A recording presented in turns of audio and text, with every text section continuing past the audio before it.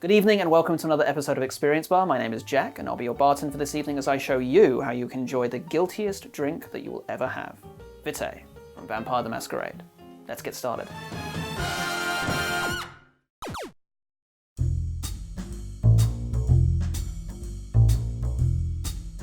Great, so for this drink we are going to need a shaker half filled with ice and 2 ounces of golden rum. I am using stolen rum for this one, and I am legally obligated to make the following joke.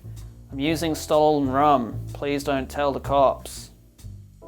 Thanks, Jack. Anyway, we're going to follow that with half an ounce of plum simple syrup. If you're not sure how to make that, just check the link in the description below. That's going to give us that lovely red color. We're going to follow it with 2 dashes of Angostura bitters and 2 dashes of Peychaud's bitters, or Peychaud's bitters. I still don't know how to pronounce it.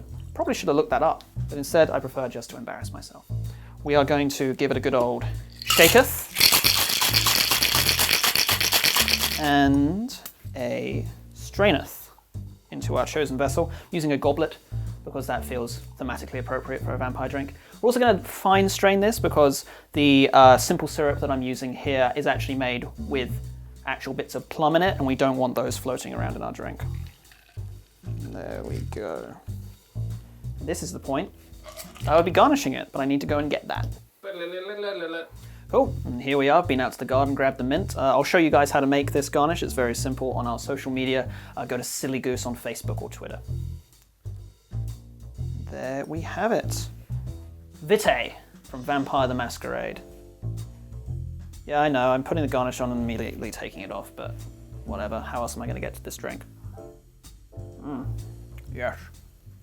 Yes! So, Vampire Bloodlines. There's a new one coming out pretty soon. Well, we actually don't know when it's coming out yet, I don't think. But I'm surprised they're making a Bloodlines 2. The Redemption and the original Bloodlines were quite popular, but only among a very specific crowd. There was definitely a cult following, of which I am a member, but they were so janky when they first came out. You know, there were bugs and there were errors and there were just bits of it that just didn't feel right, but there was something about the game that just drew you right back in. With Bloodlines, I think it was the characters, especially when you started considering the different vampire clans and the differences in their stories and the differences that you as your character would experience the world as a different clan member. So if you were a Nosferatu, you couldn't go out really anywhere and be seen. Whereas if you were a Toreador, it would be absolutely fine. Meanwhile, Malkavians heard these like creepy little whispers that would sometimes be completely just insane,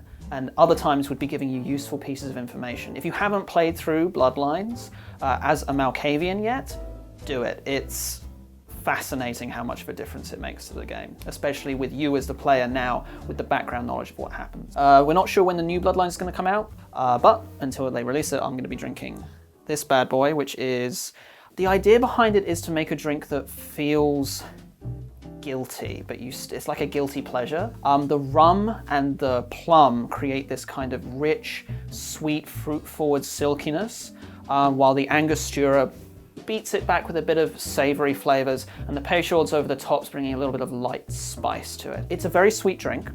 If you're not a fan of sweet things, you can put a bit of lemon juice in here, but to be honest, I like it just like this, but I am notorious for having a sweet tooth. But yeah, that's it. That's the Vitae. Hope you guys have enjoyed yourself as much as I have. If you like what we're doing here, give us a like and subscribe. It does help. If you fancy seeing some behind the scenes content and some inevitable fuck-ups on my part, head over to our various Instagrams and socials and Twitters and all of our stuff like that. Head over there. And if you'd like to support the show directly further, head over to our Patreon. We got some cool extra stuff for our patrons there. I hope to see you there, but until then, remember the Masquerade, Kindred. Cheers.